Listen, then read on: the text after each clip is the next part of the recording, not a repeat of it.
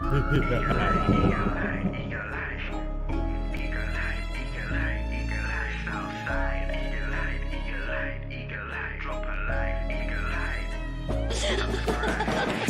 to ask throughout a campaign with the confidence rising. I told JC Nate and Rich that good times are coming, no need for deep diving. Van Cam's reactions, watch alongs to the pride of London thriving. The Eagles of South stay flying. Keep your eyes on us, we ain't hiding.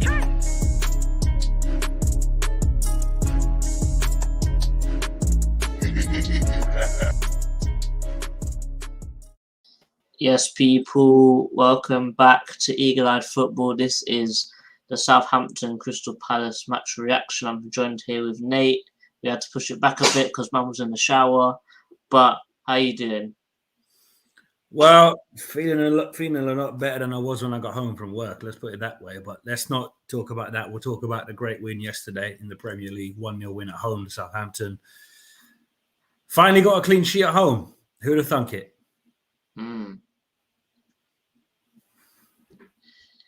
It's definitely a great 3 points. And I think there's a manner of how we done it as well. Even though it was only by 1 goal, it was only 1-0. But I think it was how we got through it, how we played in the first half specifically, and how we actually held out in the second half. Because put it this way, I think at the start of the season, if we had that exact same game, I don't think we would have held out and held our win. No. So I think that's sort of a way of progress that we can see in the team as well, when we're a man down and we're still scrapping out games and winning them.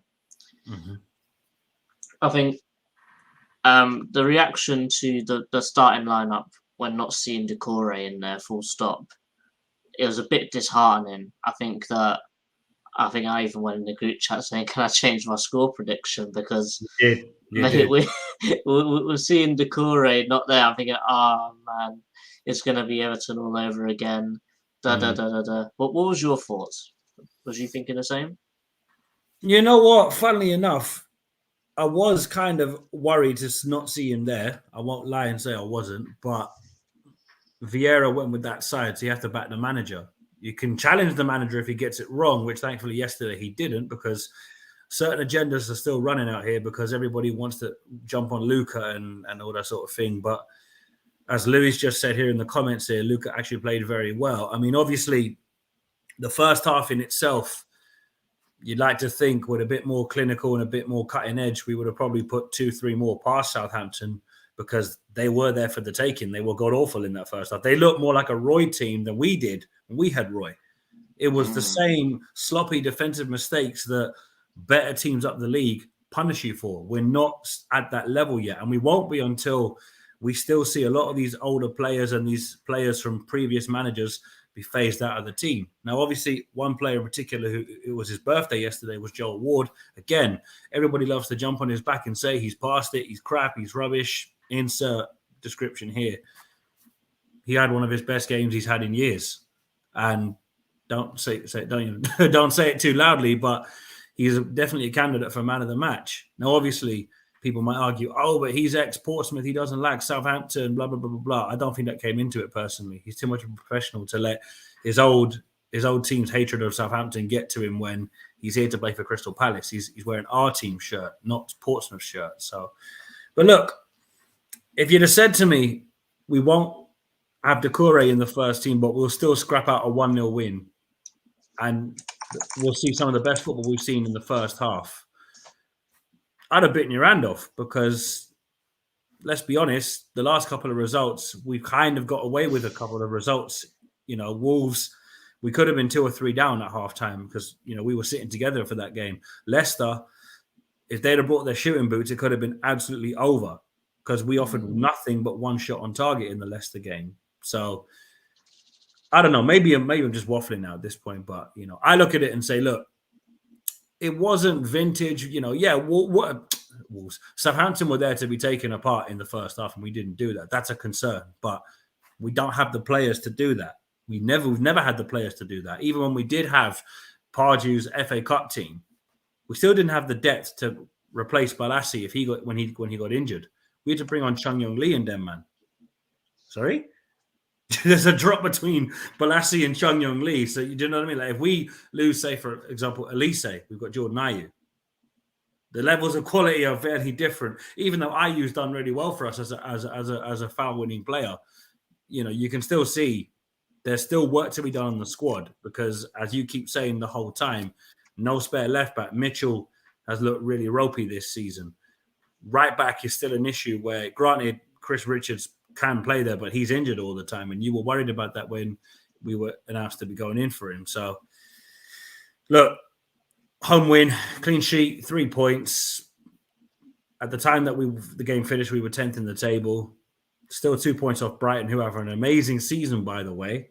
We're still 10th now, so... Yeah, but you know what I'm saying. All this doom and gloom about we're getting relegated after the Everton game, all of a sudden people have forgotten about it. And I kept saying to people, if we beat Southampton, the Everton game won't come into people's minds. Pause.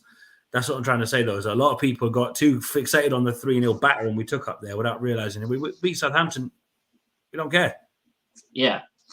Well, obviously, before we was actually talking about like these games, this run of games that we've gone on, I think we've actually done pretty well because out of the 1, 2, 3, 4, out of the 5 games, we've got 10 points.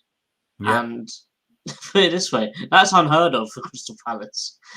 And that don't matter who you're playing, even if you're playing the guys down there, 10 points off 5 games is unheard of for us. And we're going into the West Ham game on good form. Newcastle away in the cup, I really don't think we're going to go for it. I probably would rather us send the youth team up there. They'll probably get slapped around a bit, but I think that, you know... You never know. Yeah, you never know because we did throw a full team at Watford and we threw a full team at... in the FA Cup, we did Everton. No, in the first game we played in the FA Cup. Millwall. We played Millwall. we threw our whole team at it pretty much. Yeah, so but we had to because of what that game is. There was no way in hell we'd get away with playing the kids in the derby. There would have been absolute carnage. Oh, yeah. But listen, we've still got another 2 Premier League games before we break up for the World Cup. I don't know. West Ham, Are they looking good right now? Or are they not? They lost to United today, 1-0. I don't think that's that bad of a result. To be fair, though, like they're coming in as on good form, and so are we. And then Forest are just having shocker after shocker right now. They had a great win against Liverpool, but then they got slapped around by Arsenal today. No, they didn't get slapped around, bro. They got baptized. There's a big difference. But look, it is what it is. Yeah, but all in all, I'm very happy with the points that we've got and that we're actually moving semi-consistently in front of goal now. Like Edouard is showing that if you put the ball in front of him and he's in front of goal, he'll put it away. And I think loads of people were doubting him in the Palace community right now. Yeah, but you and Dan have said this for time. He needs service. And what were we not doing? Ball to feet. We're expecting him to do Benteke's job of literally lump it to the big man and hope to God he sticks his head on it. He doesn't play like that. He never played like that at Celtic. And even when he did, it was from set pieces where the ball is static.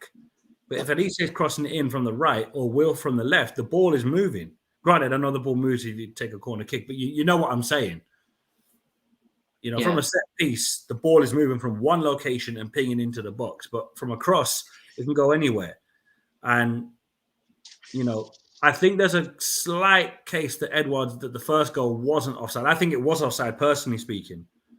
But, you know, it's one of them where we would like to see it given because we've seen worse offsides not given that were glaringly obvious. Whereas that one, you're like, is that really offside, though? I mean, obviously, they showed it off as offside. But look. I don't know. I would, in my opinion, I'd definitely class that as offside because it looked like Edouard nodded it on. I'm not contesting it's not offside, but you know what I'm saying? We've seen way more clear-cut offsides not given. Well, obviously, there is a flick on. So, yeah, letter of the law, it is an offside. So, no issue with it. But definitely. Look, we were saying if you'd have offered us 9-10 points out of the 5 games that we had after Chelsea, we'd have bitten your hand off, and we smashed it. You know, granted, the only games that probably stick in the back of the mind is probably Everton and Leicester, because the Leicester performance, it was like, why did we pay money to come up here when the pub was the best highlight of the whole day? You know what I mean? And then you feel for the buggers that went up to Everton 5 hours up and 5 hours back, as Tristan said in his vlog. Shout out Tristan, by the way. You know, you're thinking, like, fans travel up and down the country to support their team, regardless of what team it is. All you want to see is the team put in an effort. Win, lose, or draw, just put in an effort. No effort shown at Leicester.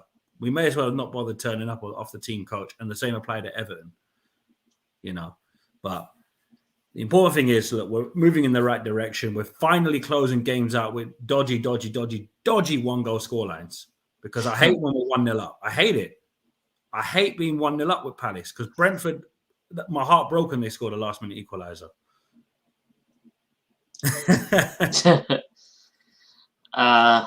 Let's hit some comments. You got Neil saying even and all, Louis saying yes, people. Not gonna lie, YouTube seems long. Listen, it might seem long, but if you get into a routine, so I think we're sort of in that routine now. It's just like a bit of fun, really. I'm enjoying making it. So you got to take the time with it, Louis. You got to just slowly build yourself into it. You can't go hammer and tong at it. It's just not possible. Yeah, success don't happen overnight. No, you got to put the hard yards in. But you'll be fine, Louis. Just keep going, and if you need help, we're here for you every time. You know that. There's a saying. You need to have so many years of experience to become an overnight success, or something like that. Yeah. I heard that before. Anyways, on Palace, complete domination in the first half.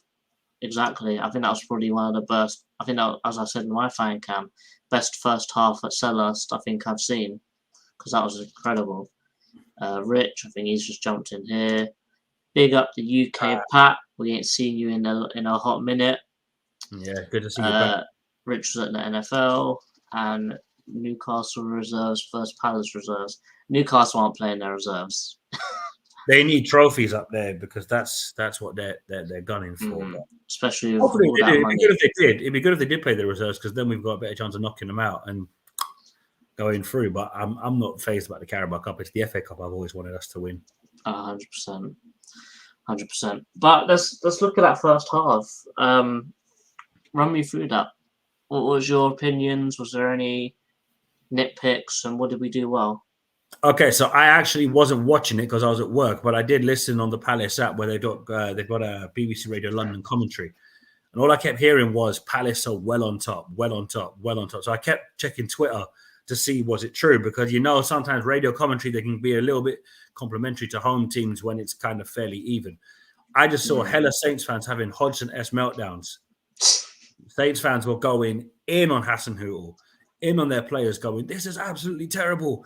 We're going to get relegated." And I'm like, yo, were they watching our tweets from last weekend? Because they were just not happy. And understandably, they played awful in the first half. Lyanco, however you say his name, and Pero, like, obviously the Southampton fan that you guys had on for the preview, he was talking some of these players' praises. Lyanco was awful in that first half. Oh my word. Every single time he was one-on-one with one of our attackers, it just looked to me like, lads, you've got to just shoot. Because Gavin Bazunu is a good young keeper, and I'm delighted that he plays for Ireland. But that Southampton team is one of the worst we've seen at Selhurst Park in years. Like, they've had players like Nathan Redmond and Shane Long, who love a goal against Palace, but now they're relying on Shea Adams. I mean, I thought Brian Adams was playing for them yesterday. He was appallingly bad. And I'm thinking, granted, every player has an off day. But no, Shea Adams was unlucky when he hit the post. But strikers have to score them kind of chances because they don't present themselves, and he failed to do that. He only got that shot off because of how far offside he was. Anderson and Gay didn't actually run back properly. So if they were running back properly, Shea Adams wouldn't have even got that shot away, because they were just complaining at the ref the whole time, and Shea Adams was playing on because he thought they were still defending. But the UK Pat says, "How long is the ban Doucouré has? He's I not think on he's a ban. injured. He's in. He picked up a knock. Yeah, no, Rich is just saying he didn't realize he hadn't sorted the background. It's no issue. It is what it is. I think the Southampton fan Jack, who we had on, he was really, really selling the praises of Salisu, but I thought that he was probably their worst player on the pitch because every part they'll try and play out the back like what we do, but every single pass misplaced, underhit, overhit, passed straight to our player, getting out muscled by Elise of all people, and you're thinking, hang on a second, this is meant to be that upcoming young centre back who's like supposedly meant to be too good for you guys and to move on to like Liverpool. What's this guy doing? He's terrible. Man's the centre back taking a throw in. So what are you doing? What's happening? Like everything about that team was backwards. They were there for the taking. I think the second that we saw that we were dominating the ball and that we could cut through them like butter, mate, we should have been 2, 3, 4-0 up in that first half alone. That's how easy it was for us to attack. That's Benzunu in that game. He's an incredible keeper. Yeah, he is. He is. We've got an embarrassment of riches in goal now as the Republic of Ireland national team. But I won't lie. I was thinking from the commentary I was listening to, they were saying Palace need to be scoring here. Every opportunity, just shoot. And a lot of the time, it felt like when we got into dangerous areas, we were overthinking the pass, overthinking, do I shoot? Do I not? Do I jockey? Do I not? Do I take my man on? Do I get the ball into a dangerous area? Do I try and find my man on? And look, it's easy to pick the bones of it now because the game is over. We've had time to reflect on it and everything, but it's very telling that we can look at teams like Southampton, who we tried to benchmark ourselves off when we first came up, because bear in mind, they were like us. They've been out of the Prem for years and years. They were in League One at one point, and they've had relatively good success in the Premier League. Okay, granted, they've been raided for half their players a lot of the time with Liverpool and Arsenal to an extent. But it was shocking to see them play so bad, because usually Southampton, when they've come to Selhurst Park, they give us a bit of a game. It's very rare that we smack Southampton at home. I think the only time we smacked them was when we beat them 3-0, if I'm not mistaken. Because I think this is the third or fourth time we've beaten them at Selhurst Park in the Prem. Because I know I mentioned that in my little clip that I sent into Rich because I was on my way into work when you guys were doing the preview. But yeah, look, Salisu, I mean, obviously Rich being Ghanaian, he'll want to see Salisu hit form before the World Cup, but I don't want to hang it on just one player, because I think as a defensive unit, Southampton were atrocious in that first half. Genuinely terrible. But look, we've seen that with us for so long. We'd have Mamadou Sakho, James Tompkins, you name it, Cheick Kouyaté, and they'd look like three strangers wearing similar coloured tops. Do you know what I mean? They didn't look like a cohesive unit at the back, and there was no communication. And Southampton just could not find a way out of that until half-time, where they must have been absolutely leathered by Hasenhüttl. Because honestly, they're lucky it was only 1-0. If we actually were brave enough to shoot at every opportunity, we would have got maybe 2 or 3 more. Yeah. I think a point in the game that definitely stood out to me was Ayew was through. He was one-on-one with the keeper. Zaha was running into his left. He could have slipped Zaha in. But he slowed it down so much that their whole back four got back again. And then he still tried to pass it to Zaha. And obviously, he just passed it straight to the defender. It's just like stuff like that. The execution of whatever you're doing in that final third for us is just not there. Like, there's something about the decision-making that's not quite there with our team right now when it comes to scoring goals. It's been like that even under Roy, though, JC. Just people didn't want to see it when this was happening, because everything was negative about Roy. Oh, dead football, blah, blah, blah, blah, blah, the whole thing and everything that comes with that. But like, I went on Back of the Nest straight after the game, and you could hear a lot of people in the live chat were very happy with the win, but were thinking we really should have been putting them to the sword in that first half, because for all that domination, we've said it before, we are a one-half team, and that's not encouraging. if we can play like that for say 70 to 75 minutes in most Premier League games, not all Premier League games, but most Premier League games, we'd say, do you know what? If we can wrap the game up by the hour mark or the 70-minute mark, we're laughing. Now it's rare we'll do that, but that's what we want to see, and this is what we're trying to progress towards. But it takes time to do so. We don't have the players to be closing games out for 70, 75 minutes. We don't.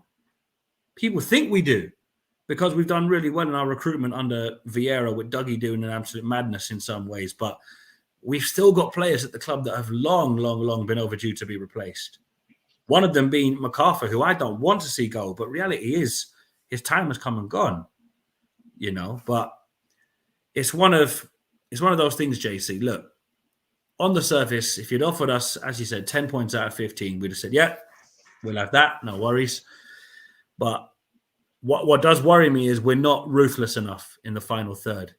Same at the Wolves game. We could have easily pulled away from Wolves for the majority of that game. We were way too shy and timid to make those killer decisions in the final third. And that's something that with time we'll start to get right. And if we get our recruitment right, we'll get right. But it takes time and it takes a lot of hard work. And it could even possibly mean we might have to blood some kids and see can they do it. Now, that's obviously a very unlikely situation that I'm talking, but that is a possibility. And that's what I think a lot of fans would want to see is youngsters come through. Because if we can save money with youngsters coming through, we can go, right, you know what? We can actually get a left back for the money we could have signed a striker for. Now, obviously, we need a pacey striker anyway, because Mateta and Edouard don't really have the pace to play at a high tempo level. Yeah. You know yourself, what you want to hopefully see is if we can get some academy players coming through to fill in little holes here and there, we're laughing. Because we're saving money not having to sign a left back or a right back if one's coming through the ranks.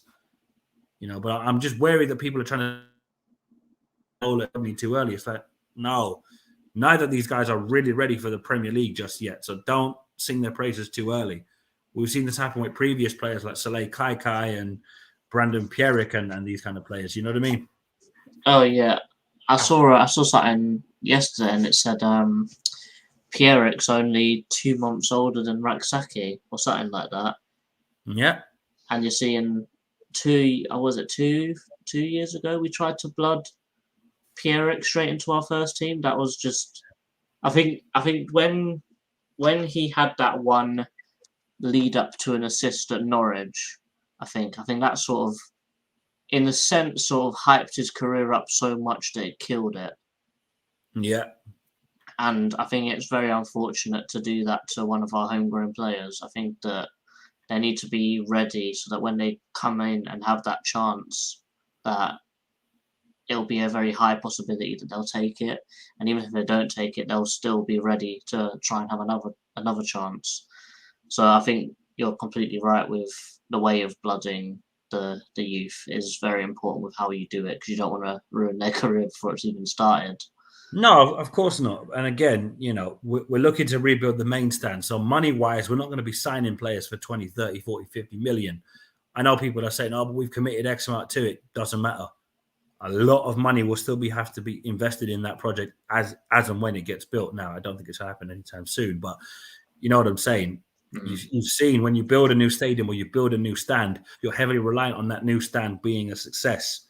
And ticket prices in the main stand when it's fully rebuilt, do you know what I mean? You're going to really hope to God that you get to keep your seat if you're in the main stand as it is. And obviously being in the new stand, it's going to be even more exciting to try and get the main stand to become a raucous stand at the ground. Because at the moment, I've been in the main stand a few times. It's decent, but the old girl is showing her age. Same with the Arthur. It's great for the old nostalgia of the old eras of the ground, but it needs to be updated to the 21st century because, mate, I dread having to get tickets in the Arthur. I'm like, really? There's nowhere else to sit. Not even in the scaffolding in between the main stand and the White Horse. I'd sit there if I have to. Anyway, do you know what I mean? But it's good to some comments or reviews and panels. We are going to do a World Cup sweepstake at some point, but we have to iron out the details of that UK patch. So stay tuned to that. We've got Jackie here. She says, I do agree about the consistency of the decision making in the final third. We've had that problem for a while, though. It's not just a this season problem, but big up yourself, Jackie. The UK panel. What's up, guys? How you doing? We're good. Sean, how are you, mate? Have you calmed down from your little temper tantrum after the Everton game? That was so funny. Oh my gosh. No, I'm not supporting Palace no more. I'm done this season. I'm done. Stayed in the group chat. So he's not that done. But I get the emotion. But Jackie says, why do you think the final third consistency is not there? Is it coaching, football intelligence, or a lack of skill? I reckon it's confidence, you know. I reckon that's all it is. It's just we don't shoot enough. I think that's probably the biggest problem that we have. I think if we just shoot more, even if it's a bad shot, bad opportunity, you're testing the keeper. The more you test the keeper, the more you're gonna score goals, isn't it? If you don't take the shot, you're not gonna score. So that's all I think, in my opinion. Do you know what, JC? You know what? Even if you absolutely hit it into somebody in the White Horse, right, and it cracks someone in the face at the back of the White Horse, if you're making attempts at goal, that shows that the confidence is there, right? Do you know what? Right, this might come off. If it doesn't, probably wasn't a good idea. We want to see attempts. We can't judge how well a player is playing if they don't actually make it happen. You know, we're all experts to say, oh, he should have shot there, or he should have passed it there. But what you want to see is, you know what? I've got a great chance of maybe getting a shot at goal here. And it depends on the player's confidence. As you said, it is a confidence issue more than anything, because Roy Hodgson did not set us up to attack teams. No. That was pretty much the fact of Hodgson blueprint was soak up the pressure and hit on the break. Hope to God that Townsend or Zaha between them can get a shot away at goal. And obviously we know Townsend was fond of a worldie. But big up to King, says big up the panel. Great win for you. Massive win. CP23. Finally, some respect to Luca. Will be great in the long run with him and Shet Decore to rotate. UK Pat asking, what's the prediction league? Is the GOAT coming in clutch? Actually, Rich is leading the prediction league at the moment, you know. I think I'm not far behind now. I think I'm on 80. You're not far behind. It's pretty close for everyone, though. Everyone's doing pretty well at the moment. I think I'm only 6 points behind Rich. So yeah. I think it's looking all right, to be fair. I think something that I'd like to round up on. 1 second, JC. So the predictions league is as follows. It's Rich on 86, Dan on 80, JC on 79, Nicky on 76, and myself on 74. But bear in mind, the end of the season is when we find out who loses the prediction battle. So it's not decided every month. It's decided at the end of the season. So it's all still to play for. But at the moment, Rich is doing really well. But everybody's not far off from each other. So there's still a lot of ground between everybody. But sorry, JC, you go ahead. Sorry, go ahead. Yeah, I think the last thing I'd like to talk about before we round up the stream today is how the linesman and the referee are told to referee the game. Because as I alluded to when you was talking about Che Adams hitting the post, and I said that, well, Anderson and Gay weren't actually tracking back properly, they're having a go at the linesman because of how blatantly obvious he was offside. And literally, he hit the post, the ball went out of play, the flag went up. Let's say, I get it if it is really close. If it's really close, you're allowed to play on. But if he's that far offside, I think the flag should go up straight away. I think that it's going to be a matter of time where the flag doesn't go up, they're going to carry on play, and a player's going to get really badly injured, and then the flag's going to go up. And then you're going to look at the referee in the lino and the people who made the rules and think that injury could have been avoided if the flag went up straight away. What do you think? Look, Premier League referees are of themselves just a massive joke. I mean, look at the referee for the Wolves game. Every single time a Wolves player fouled one of our players, nothing doing. The second a Wolves player fell over, free kick. Now, even when we did foul Wolves players, we're thinking, well, wait a minute, that's only the first or second foul we've made. Still cards were coming out. So look, you don't want to focus too much on referees because, but you're right in the communication between linos and referees is non-existent, because half the time when there's VAR checks and everything else, you're just like, what is going on? And like even split hair decisions where you're thinking that's literally down the middle, they take an hour and a day to get it off. 1 second, JC, I just got to take a phone. Well, I think I don't know whether it's a thing of the refs are to fault because they are actually doing the job that they've been told to do. Like, they've been given the rule, but they've been told to enforce these rules.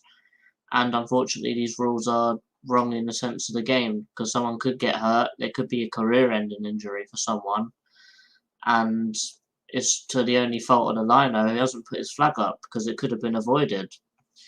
It's just unfortunate, really, how the game's going now.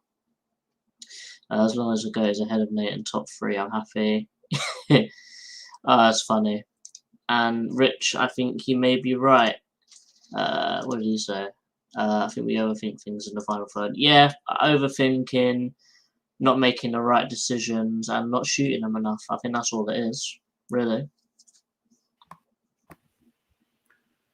Pat, you do that, Pat. There's no need for that, because if JC finishes bottom, I'm going to keep the receipt on this one. So just bear that in mind. But no, it's cool. It's cool.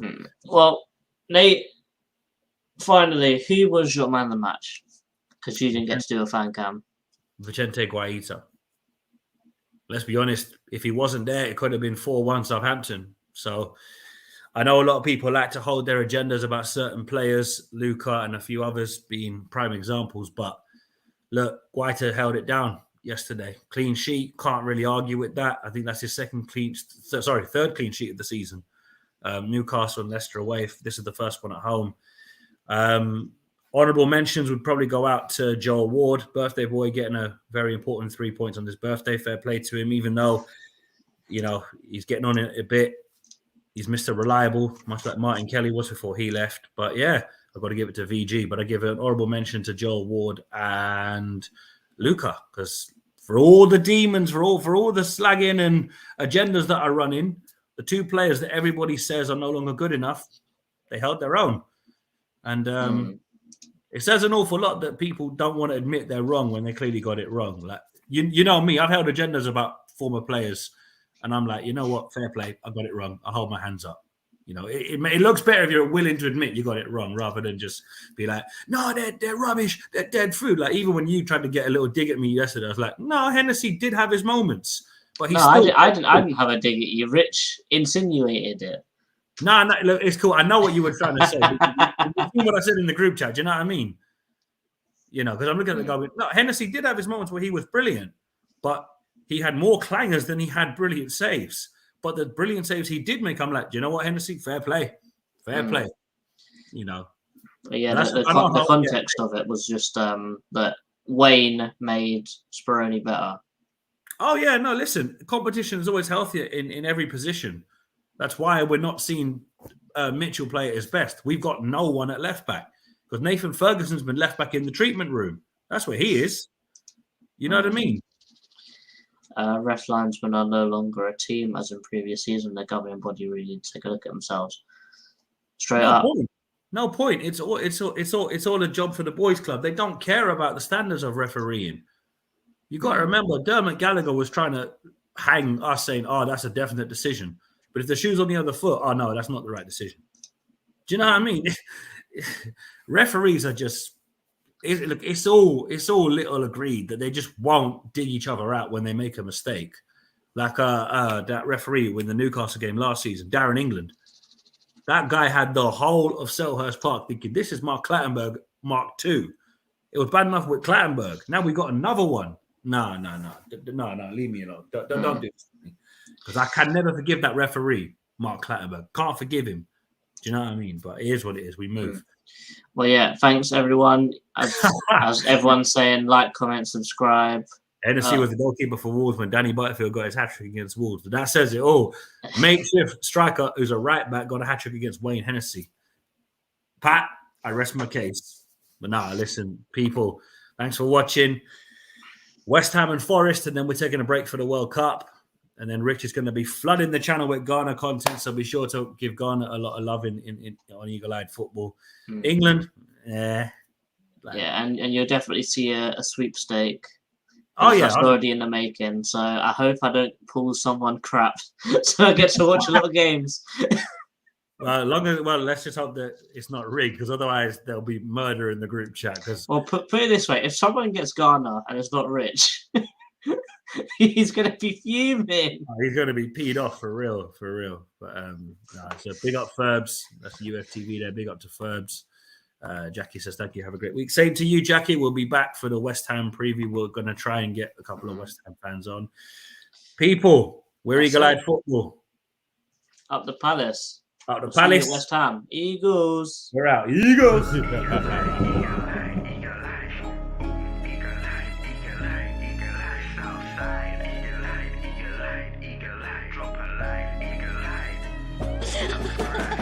Questions to ask throughout a campaign with the confidence rising. I told JC, Nate and Rich that good times are coming, no need for deep diving. Van Cam's reactions, watch alongs to the pride of London thriving. The Eagles of South stay flying. Keep your eyes on us, we ain't hiding.